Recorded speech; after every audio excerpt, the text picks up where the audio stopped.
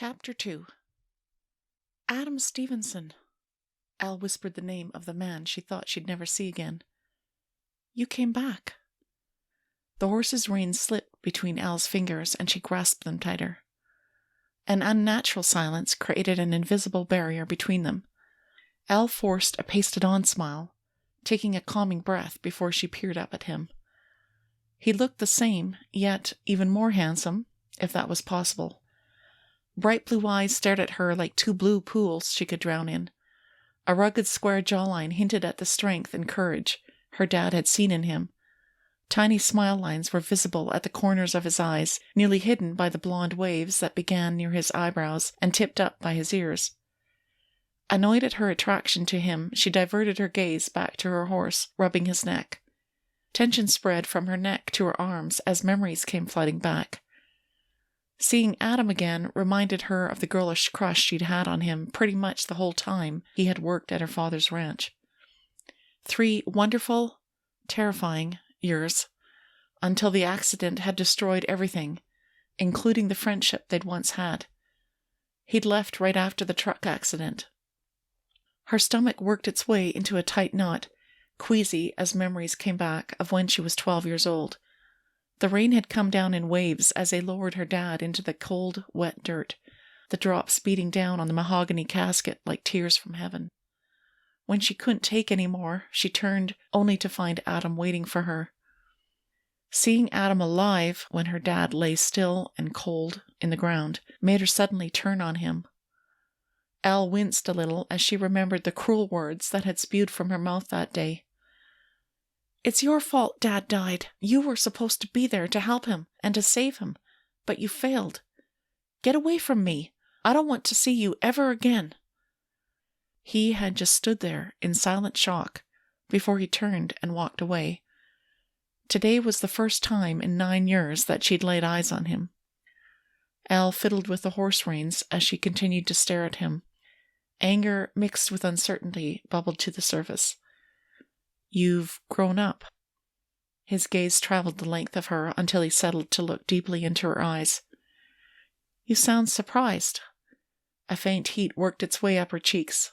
Why did you come back? Grand passed away, and it looks like I've inherited his old homestead. He frowned, then looked past her at the lake as if absorbed in deep thoughts. I'll be taking care of anything that needs to be fixed. Sorry to hear about your great-grandfather's passing. Molly at the town library mentioned it. She stood twirling her fingers through her horse's mane. So you're going to be my neighbor? Elle looked at the lake, then back at Adam, and sighed. Yes. And as your neighbor, I'd like to get started on the right foot. We never got a chance to talk when your dad passed away. Elle quickly interrupted. I need to get back home. Elle crossed her arms in front of her and looked over to where her father's ranch was hidden by trees. Horses whinnied and dogs barked in the distance, and her horse responded back. The silence was broken. Sweat formed along her hairline, and the world seemed to sway. Seeing Adam again was another reminder of all she'd lost. Wait, Elle. I really want to talk to you. There are some things that need to be said between us. Adam stepped closer. She began to position her foot in the stirrup to get away from his relentless reminders of her painful past. I still have a lot of work to get done, and I don't really have time to talk. Elle lost her balance and began to sway. Just as she was about to slide to the ground, Adam caught her. Are you okay? Adam leaned over, his strong arms holding her close. Elle could hear his strong heartbeat, and for a moment she just wanted to curl up and rest in his strong embrace. His clear blue eyes held a familiarity that she wanted more of. He'd always had that protective streak in him, and today it was directed at her. A sudden need for more of his tenderness rushed through her, unsettling her. Pushing away from Adam, she scrambled to her feet. Yes, thank you for your help. Elle forced the words out of her mouth. Any time. Adam looked at her and seemed to come to a decision.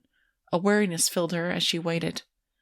I'll be at your dad's ranch tomorrow to help with the animals and whatever else needs to be done.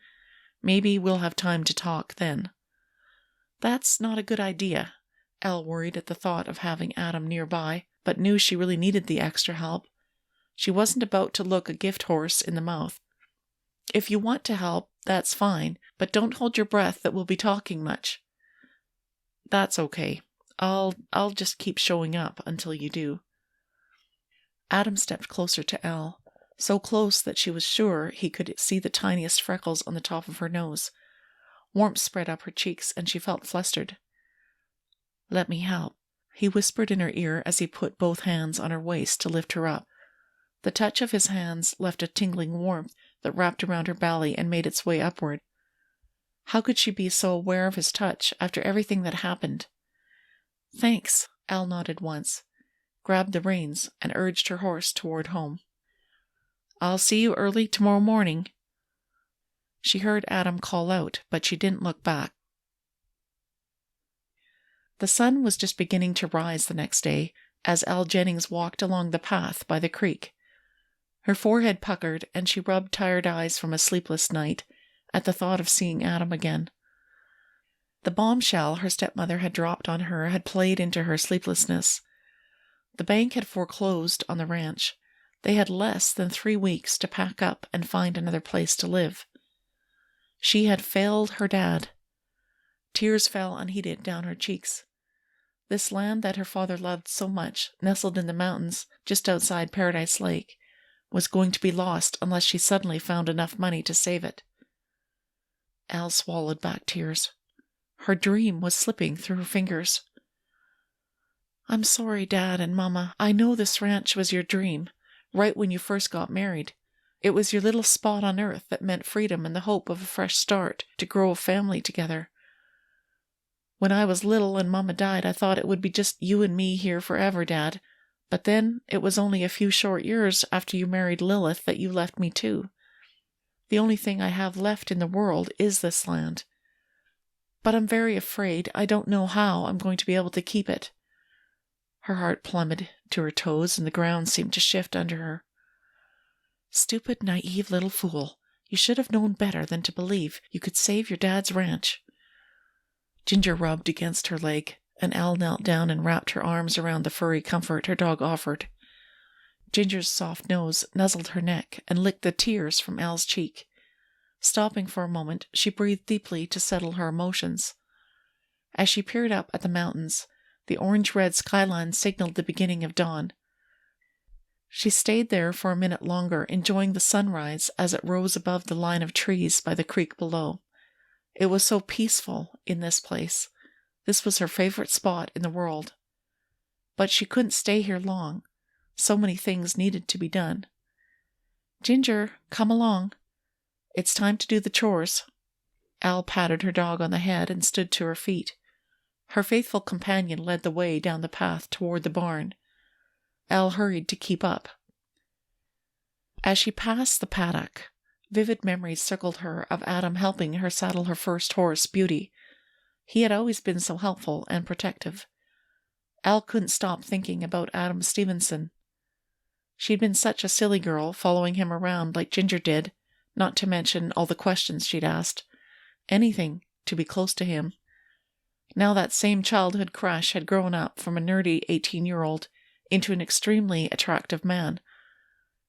She pictured Adam's face with his blue eyes and full lips that swept over pearly white teeth. Her cheeks heated as she imagined those full lips kissing her own. "Stop it, Elle. This is the same man who witnessed your dad's accident and didn't save him. Don't you dare think of him like that." Turmoil flooded her. Anger rose to the surface. His presence reminded her once more of the death of her dad and the pain those memories brought to the surface.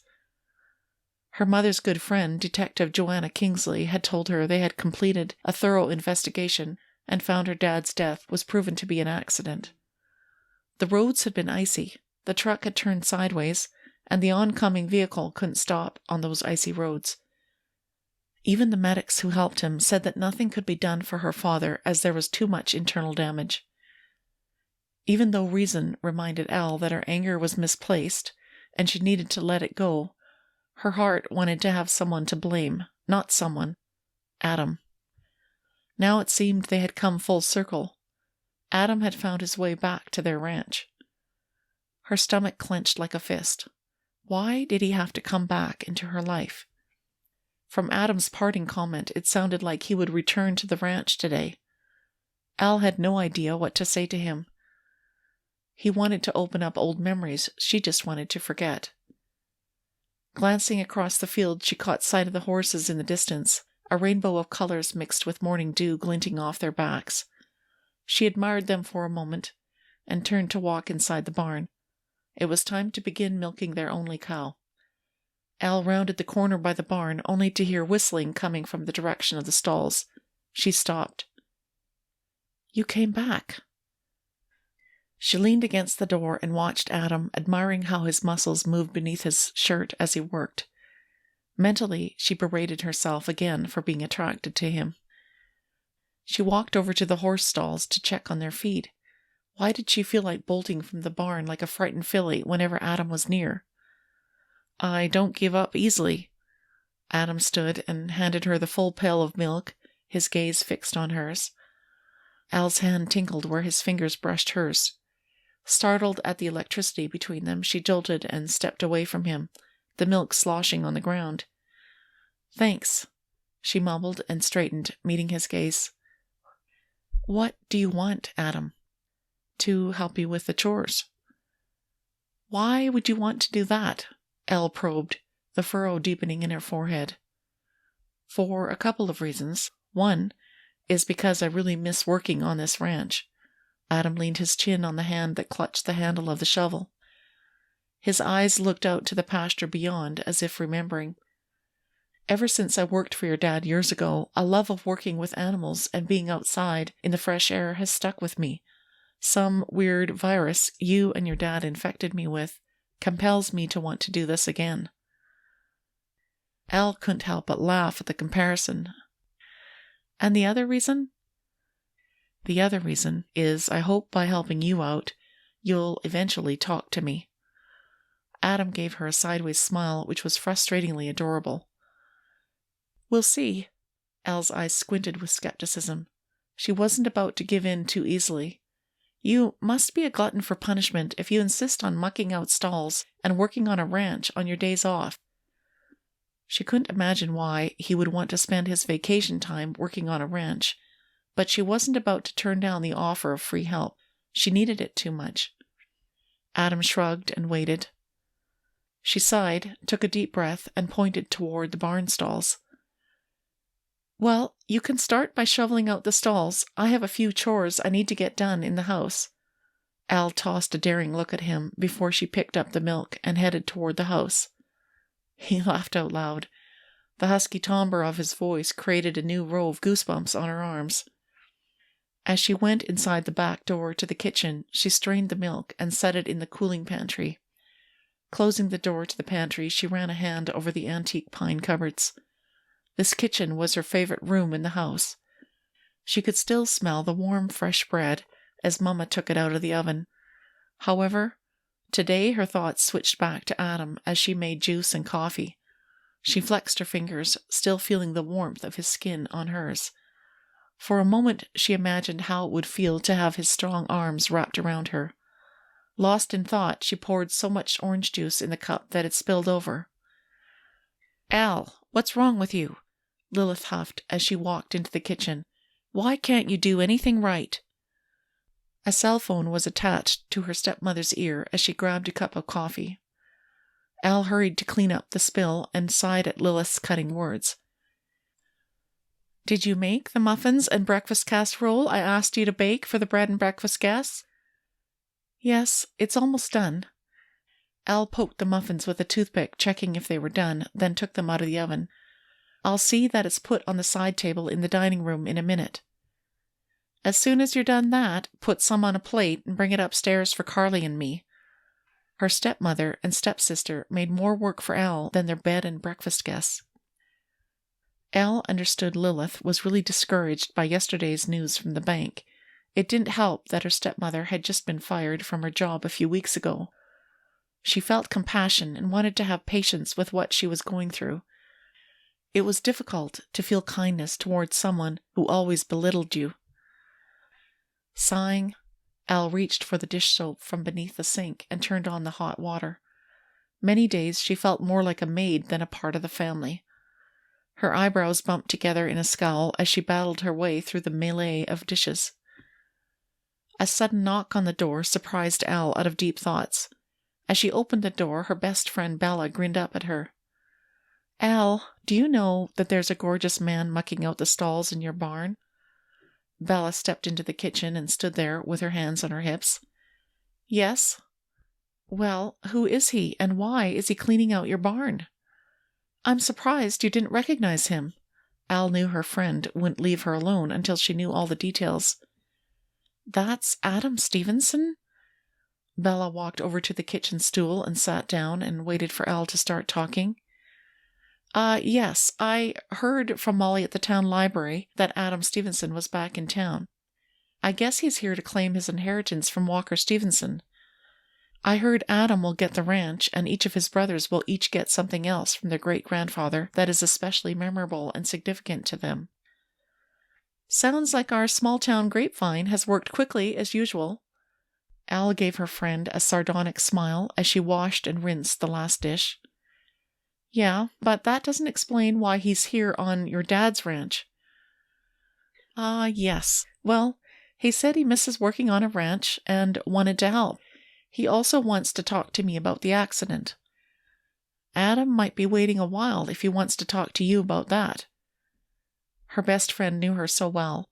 Elle didn't want to go there, and especially not with the man she still blamed for not saving her dad's life.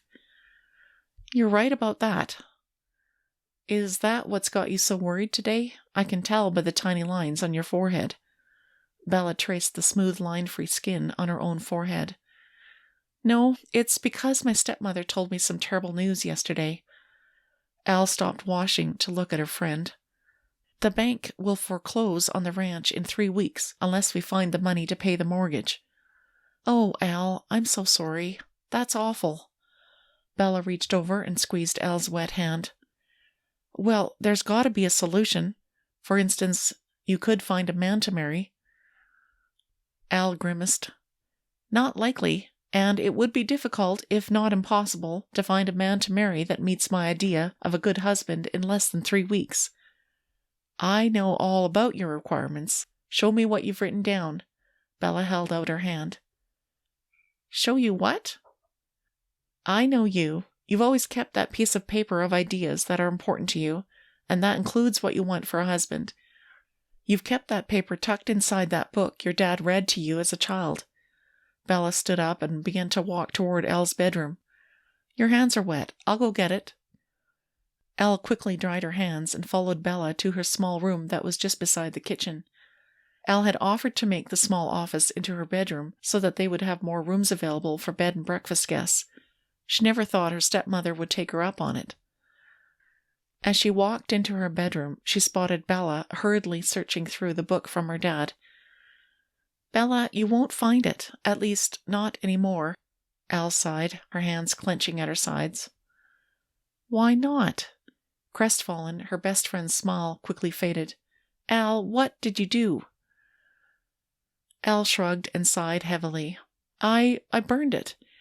It was a crumpled-up piece of paper with old dreams that I finally realized would never come true, at least not for me. She collapsed onto the other side of the bed. Lying there, she put her hands behind her head and stared at the ceiling. Bella coaxed, Come on, Elle. Even if you got rid of that old piece of paper, all is not lost. You must remember some of the ideas you wrote down. I suppose. Elle turned to her friend. Bella's big brown eyes pleaded with her. So tell me, please.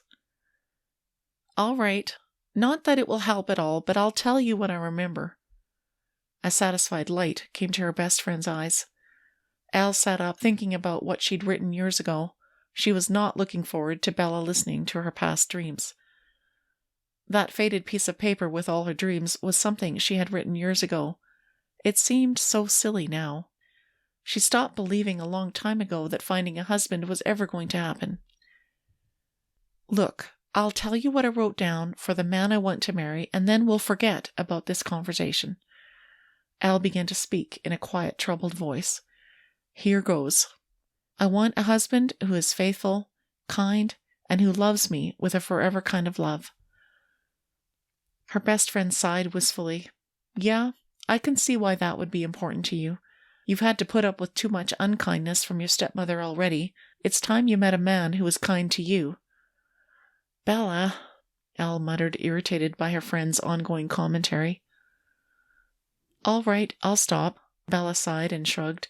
"I can understand why all those ideas would be important to you. You've always wanted what your parents had, a loving family." Bella reached for the photo of Al as a little girl with her parents, lightly tracing their faces with one finger. Her best friend was silent for a moment, deep in thought. Suddenly, she turned to Al, a new strength and resolve written all over her face. "Are you willing to do whatever it takes to save your dad's ranch?" Bella looked her in the eyes, demanding the truth. Al swallowed back emotion and nodded. "Yes, I need to do whatever it takes to save my dad's ranch. I suppose, even if it means marrying a man I don't love." Al grimaced at the thought. Her best friend's features brimmed over with unspoken compassion. Al rushed to explain. "You know, my dream has always been to marry for love. I want the man I love to love me back. I want the man I love to want to have a family with me someday." "Well, then, who knows? The answer might be right in your own backyard." Bella stood to her feet, facing Al. "What are you talking about?" "I mean Adam Stevenson. Not only is he inheriting his great-grandfather's ranch, but according to Molly, Adam and his brothers are billionaires." Bella turned, a piercing look in her eyes. Al sighed. "Not going to happen." Bella turned her head, sending her a calculating look. "I recognize that look. You're hatching some sort of plan." Al crossed her arms over her chest. "What is it?" Bella's brown eyes twinkled with merriment. "Do you remember when you told me about that pact you made with Adam? You said you both agreed to marry each other if you were still single when he turned 27 years old. "I was a child when I made that pact with Adam," Al huffed. "That doesn't count." Bella shrugged. "Well, I think you should consider the idea. You have a deadline to save your father's ranch." Al stood up and paced the room before finally coming to stand in front of the painting that dominated her small bedroom. Her mother had painted the portrait of their family just before she passed away.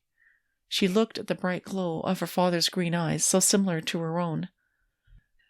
"I might have a deadline to pay off the mortgage to save my dad's ranch, but I can't see myself marrying Adam Stevenson because of a childhood pact."